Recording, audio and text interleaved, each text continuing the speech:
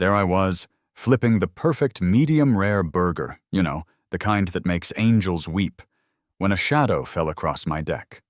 Not a nice, puffy cloud shadow. More of a judgmental eclipse.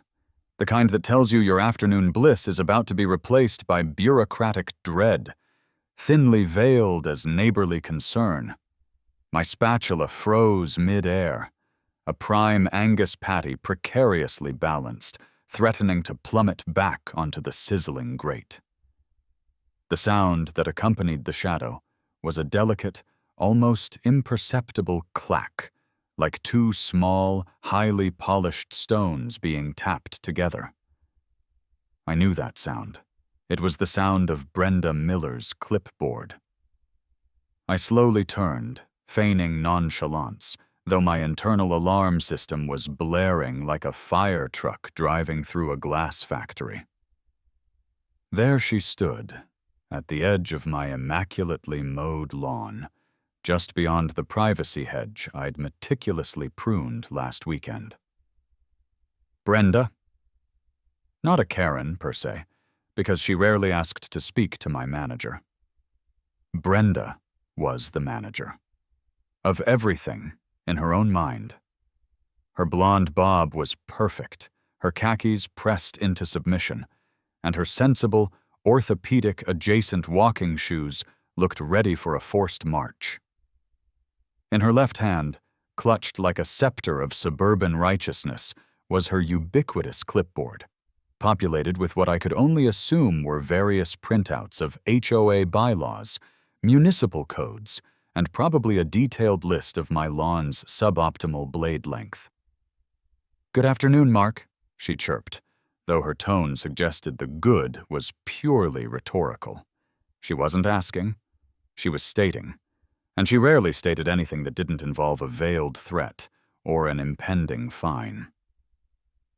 "Brenda," I replied, forcing a smile that felt more like a grimace. "Beautiful day for a cookout, isn't it? Burger?" I gestured with the spatula, attempting to disarm her with the universal language of grilled meat. It was a fool's errand, I knew. Brenda was immune to the charms of char-grilled beef. She probably ate nutrient paste. She gave my offering a look usually reserved for roadkill. "No, thank you, Mark. I'm afraid I have something rather more pressing to discuss." She adjusted her glasses, a movement that seemed to magnify the severity of her gaze, making me feel like an insect under a microscope. "It concerns your apparatus." She nodded towards my pride and joy, my trusty 3-burner propane grill, a workhorse I'd bought a decade ago and meticulously maintained. It sat on my deck, about 5 feet from the back wall of my house. A perfectly reasonable, perfectly safe distance, in my humble opinion, and in the opinion of countless other suburbanites across this great nation. "My apparatus?" I repeated, genuinely confused. Had she finally decided my gnome collection was in breach of the tasteful yard decor clause? Was my slightly overgrown tomato plant now considered a visual blight? "Yes, your propane grill," she clarified, her voice dropping to a conspiratorial whisper, as if we were discussing classified military secrets, not outdoor cooking equipment. "I've been observing its proximity to your home for some time now, and I'm afraid it constitutes a significant fire hazard, Mark." She tapped her clipboard, producing that familiar clack. Specifically, Municipal Code 417.3b, which states that no open-flame cooking appliance shall be operated within 6 feet of any combustible structure. And let's not forget our own HOA bylaw 7.fi. Outdoor cooking appliances must maintain a minimum 6-foot clearance from all residential structures, including decks and overhangs. I stared at her, then at my grill, then back at her. 6 feet? I asked, my voice rising in disbelief. "Brenda, it's a standard propane grill. It's 5 feet away. 5 feet is perfectly safe. It's what everyone does. Mark, the code is clear. 6 feet. Not 5. Not 5.5. 6. And I'm afraid your current setup is in direct violation of both the city code and our community bylaws. Her chin lifted, a sure sign that this was a non-negotiable decree from on high. My perfectly seared burger suddenly tasted like ash. But where am I supposed to put it? I stammered, gesturing helplessly around my deck. My deck, which, I might add, was the only practical place to grill. My backyard was a gentle slope leading to a utility easement, and the side yards were narrow, flanked by hedges and air conditioning units. My deck is barely 8 feet deep. If I move it back a foot, it'll be practically off the deck. That, Brenda said, with a triumphant little smile, is precisely your predicament, isn't it? She leaned in conspiratorially, her voice dropping again, though the judgmental intensity in her eyes never wavered. I'm giving you a courtesy notice, Mark. You have 48 hours to rectify this situation. After that, I will be forced to submit an official complaint to the HOA and, if necessary, the city's code enforcement office. You understand the implications, I trust? I understood.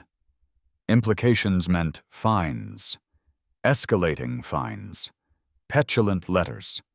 Eventually, a very bored city official arriving in a white truck with a clipboard even bigger than Brenda's, all because of one measly foot.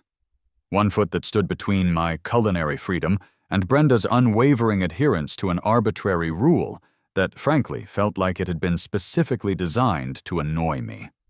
Or more accurately, to annoy anyone who dared to live a life not precisely aligned with Brenda's vision of suburban perfection. My beautiful day, my perfect burger, my entire sense of peace, all of it crumbled. The sizzle of the grill, which moments ago had been a symphony of flavor, now sounded like a mocking hiss. Brenda turned on her heel, her sensible shoes crunching purposefully on the gravel path. "Good day, Mark," she called back, already halfway to her own meticulously manicured lawn. The good was still purely rhetorical. I watched her go, then looked at my grill, my faithful companion, and then I felt it, a slow, simmering, righteous indignation. This wasn't about safety anymore. This was about Brenda, and I knew, deep in my bones, that I wasn't going to let Brenda win. Not like this. Not over 1 damn foot. I needed a plan. A big plan. 48 hours. The clock was ticking, not just on my grill, but on my very sense of suburban sanity. I spent the rest of that afternoon in a daze, the half-eaten burger growing cold and flavorless on my plate. My initial shock quickly morphed into a slow burn of frustration. A whole damn foot. 1 foot of separation was the difference between law-abiding citizenship and a municipal code violation worthy of Brenda's clipboard-wielding wrath. It was absurd, it was infuriating, and it was, unequivocally, the last straw. I spent the next morning in a furious research dive. Municipal Code 417.3b, open flame cooking appliance, 6 feet. My fingers flew across the keyboard, fueled by a potent cocktail of coffee and spite. I pulled up PDF after PDF, bylaws, ordinances, fire safety guidelines. And what did I find? Well, Brenda wasn't entirely wrong. Some interpretations of the code did suggest a 6-foot clearance, especially for commercial setups or for situations where there was an overhanging roof. But for a standard residential propane grill on an open deck, 5 feet was generally considered the standard, safe distance, according to most fire departments' public advisories. The 6-foot rule was often cited for things like fire pits or charcoal grills used near fences or wooden structures, or for commercial-grade equipment. Brenda, in her infinite wisdom, had simply applied the most stringent interpretation possible to my perfectly normal backyard setup. She had twisted the facts just enough to make it stick. This realization didn't mollify me. It ignited a fresh inferno of righteous indignation. She wasn't just being a stickler, she was being a manipulative stickler. This was a direct assault on my grilling rights, my personal space, and my ability to enjoy a simple, flame-grilled meal without being policed by the self-appointed queen of bylaws. My mind raced through a series of increasingly desperate and then hilariously petty solutions. Electric grill. My first thought was the most sensible, the most capitulating. Maybe I should just get an electric grill, I muttered to myself, scrolling through Amazon. The thought sent a shiver down my spine. An electric grill. No flame, no char, no soul. Just glorified toast. It would be a surrender, a white flag waved in the face of Brenda's tyranny. My taste buds recoiled in horror, rejected. Moving the grill. 7 feet away. This was the obvious next step if I wanted to stay on the deck. Okay, fine, Brenda, you win this round, I imagined saying, gritting my teeth. But moving it back would mean it was practically hanging off the edge of the deck, making it awkward and potentially dangerous to use. Plus, the principle of the thing. Why should I rearrange my entire grilling philosophy for 1 foot of Brenda-mandated clearance? Rejected. Moving house. I could just sell the house, I mused aloud, startling my cat, Mitten, who was napping on the armchair. Mitten gave me a slow, judging blink, clearly unimpressed by my dramatic flair. Start fresh, somewhere without an HOA, somewhere with no Brendas. It was a tempting fantasy, but a complete overreaction. I liked my house. I liked my neighborhood, even with Brenda as its self-appointed warden. Definitely rejected. Building a shed with wheels. This was where the ideas started getting a little unhinged. What if I put the grill inside a shed? I pondered, pacing my living room. But the shed has wheels? So it's technically mobile and not a structure? I immediately pictured myself wheeling a shed back and forth every time I wanted a hot dog. Too much effort, too ridiculous even for my burgeoning sense of rebellion. Rejected. The frustration simmered, a low, ominous hum in my brain. I needed a solution that was safe, compliant, but also undeniably me. Something that screamed, "You wanted 6 feet? You got 6 feet, and then some." I took a break from the HOA bylaws and started browsing general grilling forums. Largest backyard grills, safest outdoor cooking, commercial BBQ equipment residential. I was just idly scrolling, half-heartedly looking at oversized gas grills that cost more than my first car when a sponsored ad popped up. It was for Big Boy's Custom Smoker and Roaster Solutions. And there it was. A photo of a gleaming, monstrous black steel contraption. It wasn't just a grill. It was a trailer-mounted hog roaster. My breath hitched. The screen glowed, illuminating the sheer, unadulterated glory of it.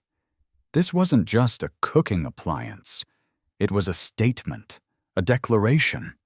It was roughly the size of a compact car, mounted on a dual-axle trailer, complete with a massive firebox, a smoking chimney, and enough cooking surface to feed a small army. It was designed to be towed behind a truck, parked in an open area, and operated with a safe, respectable distance from any structure. A mischievous grin spread across my face. Brenda wanted 6 feet?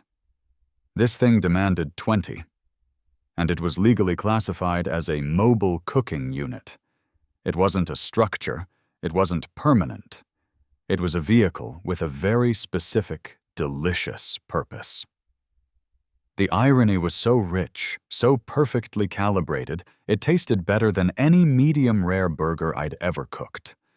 If my little propane grill was a fire hazard, what about a colossal wood-fired apparatus designed to slow roast an entire pig? I scrolled through the specs. 3,000 pounds, 10 feet long, 5 feet wide, 6 feet tall, stainless steel cooking grates, insulated firebox. A price tag that made my eyes water slightly. But then I remembered Brenda's smug face, and the tears dried, replaced by a steely resolve. This wasn't just about food anymore. This was about principle. This was about freedom. This was about sending a very clear message. You mess with my grill, you get the whole damn pig. My finger hovered over the Add to Cart button. It felt like I was launching a nuclear missile in the quiet battle of suburban supremacy. There was no turning back.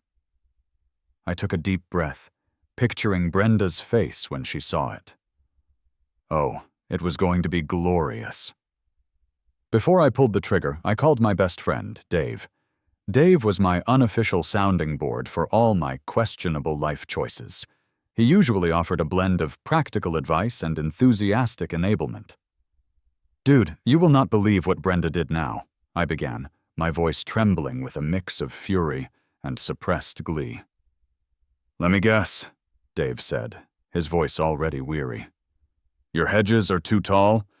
Your garden gnome is offensive? You breathed too loudly?" "Worse, my propane grill.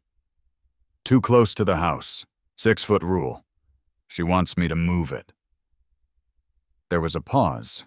Then, "Seriously? Your perfectly normal grill? That's insane, man." "I know," I exclaimed. "So I've been thinking.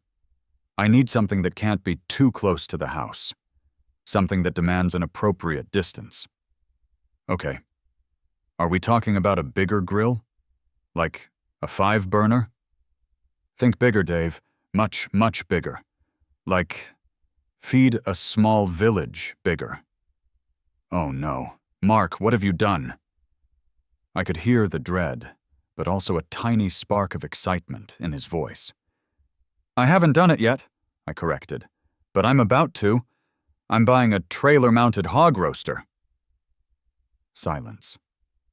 Then a sputtering sound that I imagined was Dave choking on his coffee. "You're buying a what now?" "A hog roaster, on a trailer. It's huge, it's glorious, it's wood-fired, and it legally requires a massive clearance from any structure. Checkmate, Brenda." "Mark, you are a lunatic," Dave finally managed, but there was a distinct note of admiration in his voice. "A brilliant, absolutely insane lunatic. Are you serious?" "Dead serious. I just need to figure out where to park it and how to tow it, and get a concrete pad poured, and probably hire a whole crew to move it onto the pad. Minor details." Dave burst out laughing. "You're going to be the legend of the neighborhood, dude. Just make sure you invite me to the first hog roast." "Absolutely," I said, a triumphant smile finally breaking free. I clicked Add to Cart. The die was cast. The hog roaster was mine. And Brenda Miller was about to get a taste of her own overly technical, rule-bending medicine. The confirmation email for the Big Boys Custom Roaster, the Swine Baron 3000, arrived almost immediately, along with an estimated delivery date in about 3 weeks. 3 weeks to prepare for the invasion. 3 weeks to lay the groundwork for my culinary counter-offensive. My first realization, post-purchase, was the cold, hard fact that a 3,000-pound steel beast couldn't just sit on my manicured lawn, or my nice, decorative pavers, or even my existing perfectly adequate driveway, which, to be fair, wasn't designed for the sustained weight of a small car and the heat of a wood-fired furnace. I needed a slab. A serious slab. A slab worthy of the Swine Baron 3000. I started by searching for concrete contractors near me. The first guy I called, a gruff individual named Tony from Tony's Tough as Nails Concrete, answered on the second ring. "Tony's Concrete, what do you need?" His voice sounded like he'd been gargling gravel since birth. "Hi, Tony. My name's Mark Johnson.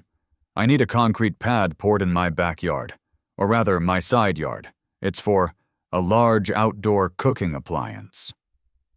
I tried to sound casual, but the words large outdoor cooking appliance felt utterly ridiculous coming out of my mouth. "Large, huh? Like a pizza oven? Smoker?" Tony asked, his voice cracking with suspicion. "Larger," I clarified. "Much larger. It's trailer-mounted, roughly 10 feet long by 5 feet wide, and it weighs about 3,000 pounds. There was a moment of silence on the other end, long enough for me to hear what sounded like a truck backing up and a dog barking in the distance. 3,000 pounds, Tony finally grunted. "You gonna be feeding the whole state, pal? What kind of grill is that?" "It's a commercial-grade cooking implement," I replied, trying to sound authoritative. "For large gatherings. Safety first, right? Need a solid reinforced pad. About 12 by 7 feet, maybe, to give it some clearance." 12 by 7, 3,000 pounds. You need reinforced rebar, not just mesh. And a good 6 inches thick. We talking gravel base, drainage, whole 9 yards here? This ain't no shed pad, is it? Tony's skepticism was palpable, even through the phone. "No, definitely not a shed pad," I affirmed. "This is substantial. It needs to be stable. Very stable." All right, I get it. Sounds like a project. I'll swing by tomorrow morning, take a look, give you an estimate. 9 a.m. work for you?" "Perfect, Tony. See you then." I hung up, feeling a small bead of sweat trickle down my temple. Explaining this thing was going to be a recurring theme, I realized. Tony arrived promptly at 9 the next morning. He was a compact man with a weathered face, hands like catcher's mitts, and a permanent expression that suggested he'd seen it all, and none of it had impressed him much. He surveyed the chosen spot in my side yard, just beyond the 6-foot mark from Brenda's property line, and a good 20 feet from my own house. He pulled out a measuring tape, stomped around, squinted at the ground, and finally turned to me, arms crossed. "So, Mark, you gonna tell me what this commercial-grade cooking implement actually is, or am I gonna have to guess?" He raised an eyebrow, a clear challenge. I sighed. "It's a trailer-mounted hog roaster, Tony." Tony's face, which I'd assumed was incapable of expressing surprise, actually twitched. His jaw slackened, and he stared at me for a good 5 seconds before barking out a laugh that sounded like stones tumbling down a hill. "A hog roaster? You serious? In your backyard? What for, kid? You opening a restaurant out here?" "No, just personal use. For parties," I mumbled, feeling my cheeks flush. "And to comply with certain neighborhood restrictions." Tony shook his head, still chuckling. "Neighborhood restrictions, huh? Well, this'll certainly fix them. All right, a hog roaster. Never poured a pad for one of those before. But concrete's concrete. I'll need to dig down a good 8 inches, lay a crushed gravel base, compact it tight, rebar grid, then 6 inches of 4,000 psi concrete. Give it a brushed finish, good for traction. Drainage away from the house, naturally. Gonna be about $2,000, maybe a little more if we hit a lot of rock. $2,000 for a concrete pad for a grill. My pettiness was quickly becoming a very expensive endeavor. "Sounds good, Tony. When can you start?" "Got an opening next week. Tuesday? Rain permitting." "Tuesday sounds great." I shook his hand, feeling the calluses, and suddenly had immense faith in Tony's ability to create a foundation capable of holding whatever absurd culinary dreams I threw at it. With the concrete pad underway, my next logistical hurdle reared its ugly head: towing. The Swine Baron 3000 was arriving at a local freight depot, and while it was on a trailer, it wasn't exactly designed to be towed by my sensible sedan. I didn't own a truck. A truck capable of safely towing 3,000 pounds, plus the weight of the roaster itself, needed a serious hitch and a serious engine. I called Big Earl's Transport and Heavy Haulage. A woman with a surprisingly cheerful voice, given the company name, answered. "Big Earl's, how can I make your day heavy?" "Hi, I need to arrange for a pickup and delivery of a large item," I began. "It's a trailer-mounted hog roaster coming into the depot next week. Weighs about 3,000 pounds, roughly 10 feet long." A beat of silence. "A hog roaster, you say? On a trailer? For residential delivery?" Her cheerful voice dipped slightly, replaced by a note of incredulity. "Sir, are you sure you don't mean a smaller barbecue unit? Perhaps a patio smoker?" "No, ma'am, I'm quite sure. It's a Swine Baron 3000, model number XYZ789. It's a specific order." I recited the details from the confirmation email. All right, she conceded, though I could practically hear her shaking her head. "We've got trucks for that. We'll need access to your driveway, obviously, and someone to receive it. Can the driver drop it right where it needs to be parked?" "Well, eventually it'll need to go on a new concrete pad in my side yard," I explained. "But for now, just parking it in my driveway would be fine. We can move it later with some specialized equipment." I was already planning on hiring a separate team with a small forklift or a heavy-duty dolly to get it from the driveway to the pad. One step at a time. "Gotcha.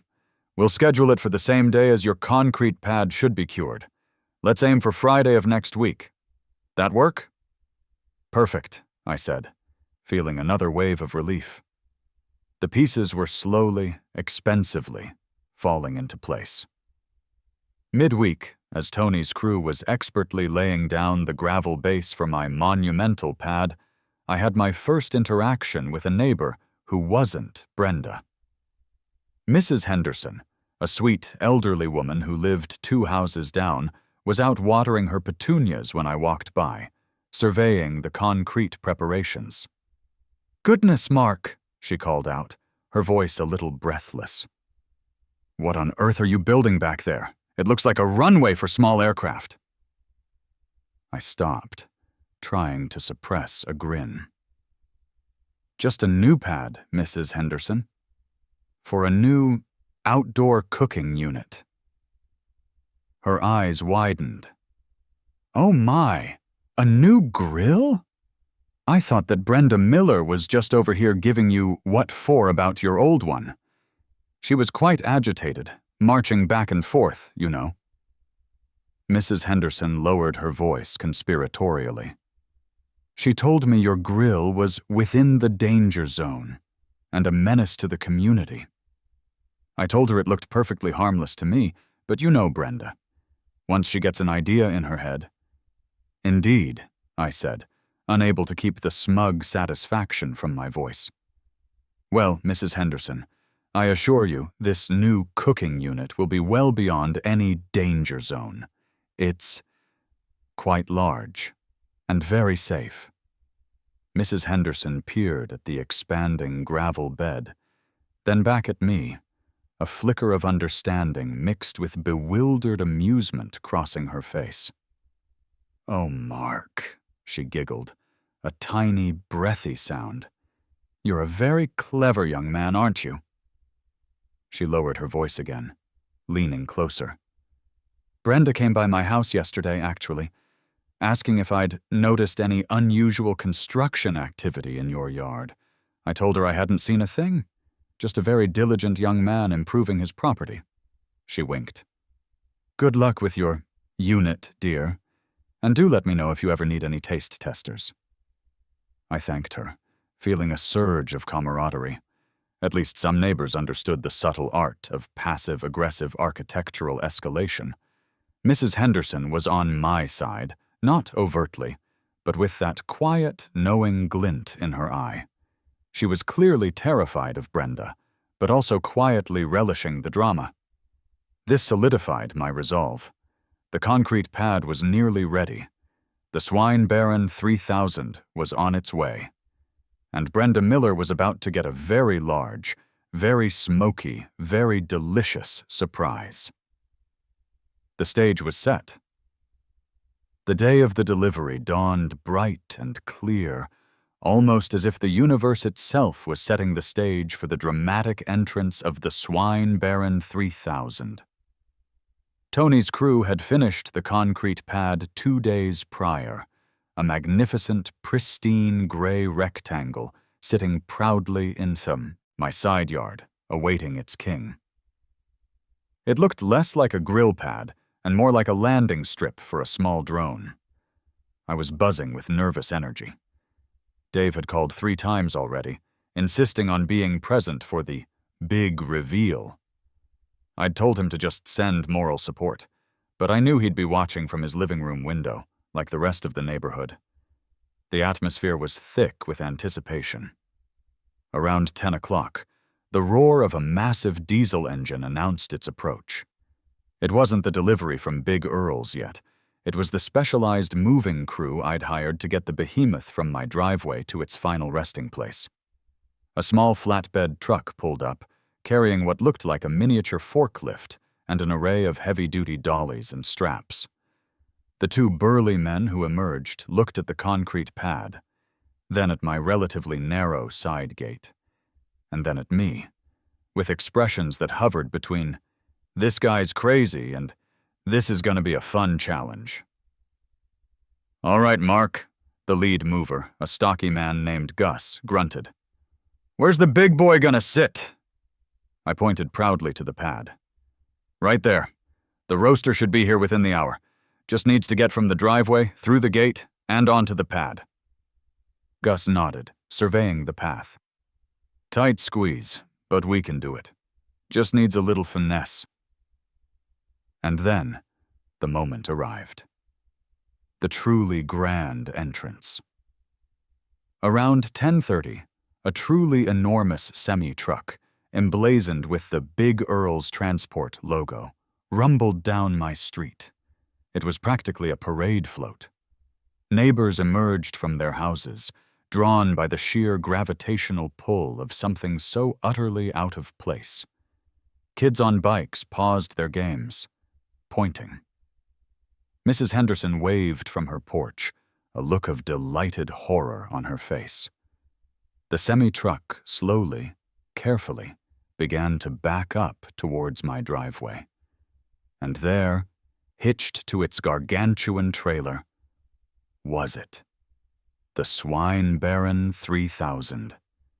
It gleamed, a menacing, beautiful black steel monolith, reflecting the morning sun. Its massive chimney pointed towards the sky like a triumphant fist. Its twin axles and heavy-duty tires looked ready to cross a desert. It was magnificent. It was absurd. It was absolutely perfect. The driver, a stoic man with a long beard and a baseball cap, maneuvered the semi with practiced ease, slowly guiding the roaster onto my driveway. It practically dwarfed my house. It definitely dwarfed my car, which now looked like a child's toy parked next to a locomotive. The front of the roaster, still attached to the semi, was roughly at the curb, and its rear extended almost to my garage door. It took up half the street, momentarily blocking traffic as cars had to navigate around the spectacle. "Yep," the driver drawled, stepping out of the cab, surveying his work with a critical eye. That's definitely a cooker. Have fun with that. He unhitched the roaster with a practiced ease, the enormous pin clanking as it released. Then, with a casual wave, he climbed back into his cab and rumbled off, leaving me alone with my colossal, glorious purchase. "Gentlemen," I announced to Gus and his team, gesturing towards the newly delivered behemoth, "our guest has arrived." They exchanged grins. "All right, Mark, let's get this pig to its palace." Moving the 3,000-pound roaster from the driveway to the concrete pad was a feat of engineering and brute strength. Gus and his team used their specialized forklift to lift one end, then the other, inching it forward, using the dollies to guide its heavy wheels. It was a slow, meticulous process that took nearly 2 hours. Every creak of the forklift, every scrape of the dolly, felt like a thunderclap in the otherwise quiet suburban morning. And then it happened. Just as Gus was making the final adjustments, nudging the Swine Baron 3000 perfectly into place on its new concrete throne, a familiar silhouette appeared. Brenda. She emerged from her house, clipboard clutched even tighter than usual, her perfectly coiffed bob seeming to bristle with indignation. Her jaw dropped. Not a little drop. A full, dramatic, cartoon character drop. Her eyes, usually narrowed in judgment, were wide with a mixture of disbelief and utter horror. She stared at the hog roaster, then at the massive concrete pad, then at me. Her mouth opened and closed several times, but no sound came out. It was a moment of pure, unadulterated triumph. I let her stew in it for a solid minute, savoring the silence. Finally, she found her voice, though it was a choked, strangled sound. "Mark, what is that monstrosity?" She pointed a trembling finger at the Swine Baron 3000, as if it were a freshly landed alien spaceship. "This, Brenda," I replied, a calm, beatific smile on my face, "is my new outdoor cooking appliance." I gestured grandly. The Swine Baron 3000, trailer-mounted, custom-built, wood-fired hog roaster. She took a step closer, clipboard now clutched to her chest like a shield against the sheer audacity of my purchase. But it's enormous. It's an eyesore. It's a commercial appliance. You can't just put that in your backyard." "Actually, Brenda," I said, my voice dripping with honeyed righteousness, "I can. And I have.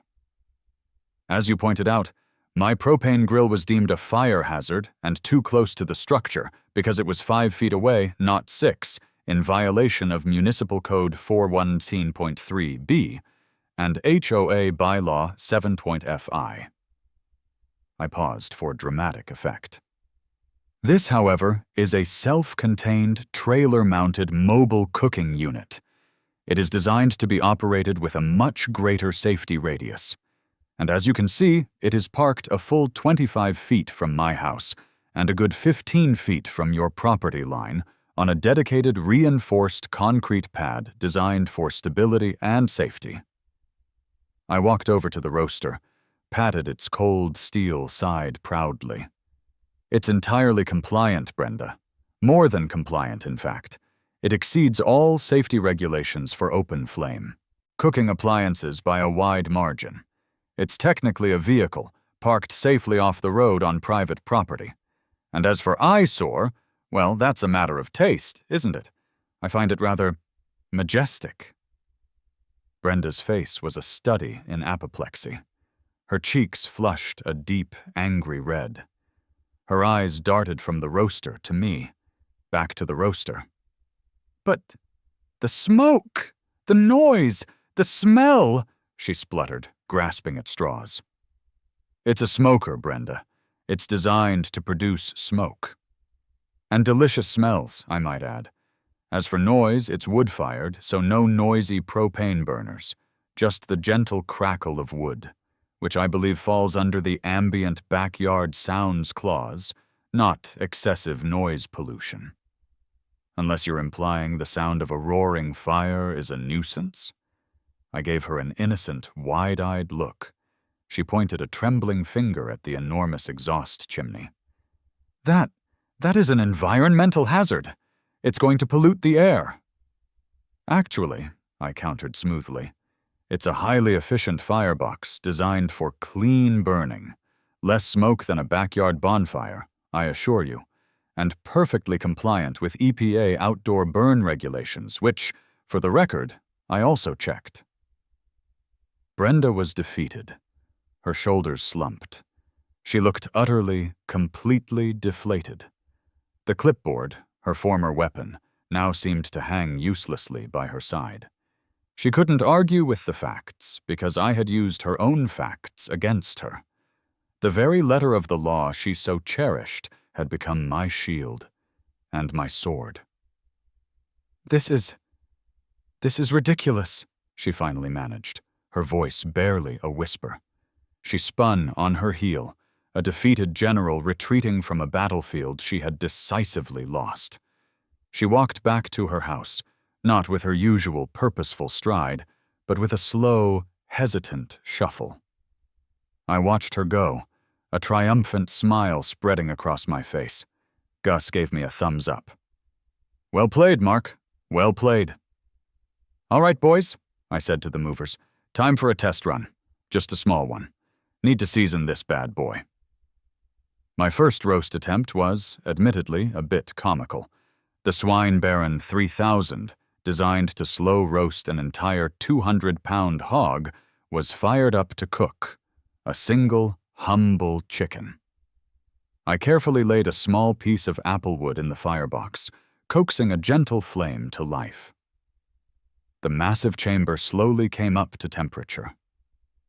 A delicate plume of fragrant, sweet-smelling wood smoke began to curl from the tall chimney. It was a beautiful, ridiculous sight. This colossal machine, a titan among grills, warming up for a solo performance. As the chicken slowly cooked, its skin turning a beautiful golden brown, I knew deep in my bones that this was just the beginning. The smell of victory and delicious smoked chicken was in the air. The smell of applewood smoked chicken, rich and savory, permeated the air for the rest of that afternoon. It was a tantalizing aroma, a fragrant declaration of victory. I was savoring the single chicken, which, I might add, was perfectly cooked and incredibly juicy, when I heard the unmistakable wail of a siren approaching. Not a full-blown emergency siren, but the distinct, measured tone of a police cruiser. It stopped. Right in front of my house. Ah, Brenda, I muttered to myself, a wry smile playing on my lips. Couldn't resist, could you? Two uniformed officers emerged from the cruiser. Officer Ramirez, a tall, imposing man with a neatly trimmed mustache, and Officer Jones, a younger woman with a keen, observant gaze. They approached my house, pausing to stare at the Swine Baron 3000, with expressions that clearly conveyed their utter bewilderment. "Afternoon, sir," Officer Ramirez said, his voice deep and calm, but with an underlying tone of professional weariness. "We received a call regarding unusual activity and potential code violations. Is this your residence?" "It is, officer," I replied, stepping forward with a welcoming, if slightly amused, demeanor. "Mark Johnson. And this," I gestured grandly to the hog roaster, "is my new outdoor cooking appliance." Officer Jones let out a small, involuntary gasp. Officer Ramirez's eyes widened almost imperceptibly. They exchanged a look that spoke volumes. "What in the world are we dealing with here?" "Right," Officer Ramirez finally said, clearing his throat.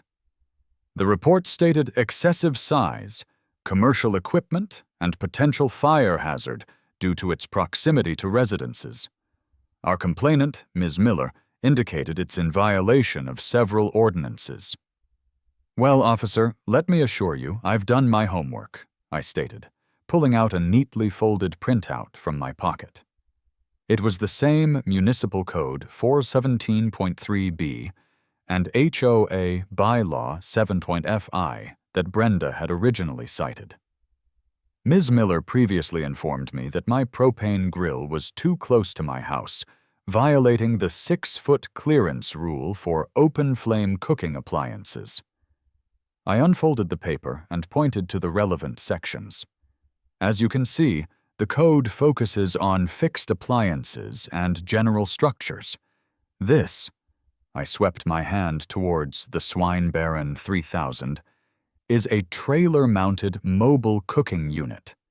It's legally a vehicle when transported, and when parked, it operates under different guidelines due to its design. It's explicitly designed for safe, outdoor, large-scale cooking. Officer Jones stepped closer, examining the roaster. "And you say this is mobile?" "Absolutely," I confirmed. "It's on a heavy-duty trailer.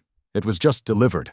It's parked on a specially reinforced concrete pad that keeps it stable, and it's a full 25 feet from my house, much more than the 6 feet Ms. Miller originally demanded, and a good 15 feet from her property line."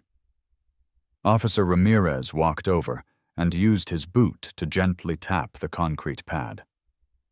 "Solid. And what about the smoke?" "It's a wood-fired smoker, officer," I explained. "It produces smoke as part of the cooking process. I'm using clean, kiln-dried apple wood. It's less smoke than a typical backyard fire pit, and certainly not continuous. No different, legally, than someone having a bonfire or a wood-burning fireplace in their yard, within permissible hours." He squinted up at the chimney, where a wispy, fragrant tendril of smoke was still curling. Not exactly excessive at the moment. Officer Jones pulled out her notepad. "So you're saying this isn't a permanent structure?" "Correct. It's a specialized piece of equipment, no different than someone parking a large recreational vehicle or a utility trailer in their driveway or on a dedicated pad within property setback rules." Officer Ramirez looked at Officer Jones, then back at me. "So, you've taken every measure to ensure this is compliant with the specific rules that were previously brought to your attention." "I have, officer," I said, a grin threatening to break through my carefully composed facade. "I've gone above and beyond, in fact. If my small propane grill was a hazard at 5 feet, this behemoth at 25 feet, on its own dedicated reinforced pad, is the epitome of safety and compliance, all thanks to Ms. Miller's diligent interpretation of the codes." Officer Ramirez sighed, a long, drawn-out sound of a man who had seen too many absurd suburban disputes. He looked towards Brenda's house, where I could just make out a flicker of movement behind her curtains. "All right, Mr. Johnson," he said, turning back to me. "From what we can see, and based on the codes you've provided, it appears you are, indeed, in compliance. There's no criminal activity, no clear code violation as presented. It's large, certainly, but not illegal." He paused, then added, almost as an afterthought, "Looks like you could feed a small army with that thing." "Indeed, officer," I replied, my grin finally breaking free. "Perhaps a block party is in order." Officer Jones actually snorted a laugh. "Well, if you do, maybe you could invite the precinct. We certainly have a few starving officers." "I'll keep that in mind," I chuckled. With a final, weary nod, Officer Ramirez and Officer Jones got back into their cruiser. As they pulled away, I saw them both looking back at the Swine Baron 3000, shaking their heads, probably wondering what fresh hell their next shift would bring. Brenda's blinds snapped shut. Another victory. The sheer absurdity of the situation sparked an idea. Officer Jones's comment about feeding the precinct, Dave's earlier suggestion for a hog roast. It was perfect. The roaster was here. It was legal. It was magnificent. And it was far too big for just me and a single chicken. I needed to celebrate. I needed a hog roaster victory party, a feast of epic proportions for the entire street. Well, almost the entire street. I designed invitations that evening, a mix of genuine neighborliness and thinly veiled sarcasm. You are cordially invited to Mark Johnson's Exceeding All Expectations block party, featuring the Swine Baron 3000, proudly compliant with all known codes. Join us for a delicious, slow-roasted hog, sides, and good cheer. No propane grills within 6 feet of structures will be tolerated. Date: next Saturday, 4 p.m. onwards. Location: Mark's backyard, near the very compliant cooking unit. RSVP, or just show up hungry. I slipped the invitations into mailboxes, avoiding Brenda's, of course. The response was immediate and overwhelming. Mrs. Henderson practically sprinted across her lawn to thank me.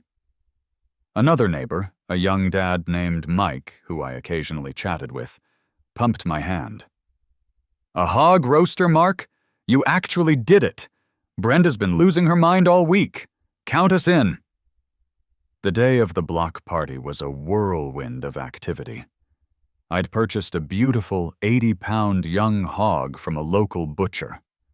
I marinated it overnight, then loaded it into the Swine Baron 3000 early that morning. The smell, as the wood fire slowly worked its magic, was intoxicating. It was everything the small chicken had promised, magnified 100-fold. A rich, smoky, mouth-watering aroma that spread through the neighborhood like a delicious, irresistible fog. By 4 o'clock, my backyard was buzzing. Neighbors I barely knew were chatting with neighbors I'd known for years. Kids chased each other through the lawn. Laughter and music filled the air. Dave arrived with a cooler full of craft beer and a look of immense pride on his face. "Dude," he said, clapping me on the shoulder, "this is legendary. You actually did it." "Couldn't let Brenda win, could I?" I replied, beaming. The moment of truth arrived as the hog was perfectly roasted, tender and succulent. I, with Dave's assistance, carved it directly from the roaster, the crispy skin crackling, the steam rising, the aroma driving everyone wild. Plates piled high with pulled pork, coleslaw, baked beans, and cornbread circulated. The centerpiece of the party, of course, was the Swine Baron 3000 itself.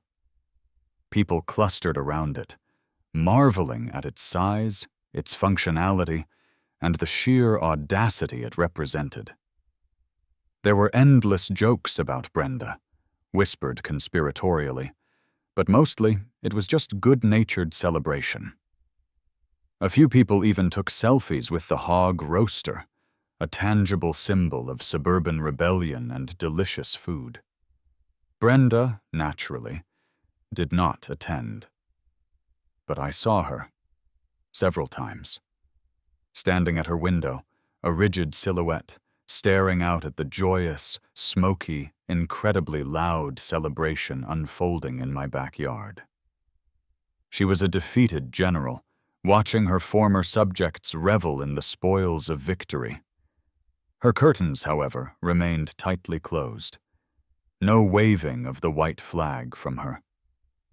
As the sun set, casting a warm, golden glow over the contented crowd and the still steaming hog roaster, I leaned back, a plate of delicious food in my lap, surrounded by happy faces. My journey had started with a single, perfectly innocent burger and a petty grievance. It had escalated into a 3,000-pound Declaration of Independence, and it had culminated in a fantastic block party, uniting the neighborhood in a shared appreciation for good food and the subtle art of passive-aggressive triumph. "You know," Dave said, nudging me, "this is probably the best damn pork I've ever had." "Pork of defiance, my friend," I responded, raising my glass. Pork of defiance. Sometimes you just have to choose your battles, and sometimes, when faced with an overly zealous adherence to petty rules, the only way to win is to obey them to the point of utter, magnificent absurdity. Brenda said my propane grill was too close to the house, so I bought a trailer-mounted hog roaster, and I wouldn't have it any other way. The lesson? Sometimes you just have to lean into the chaos. "Pass the slaw, would you?"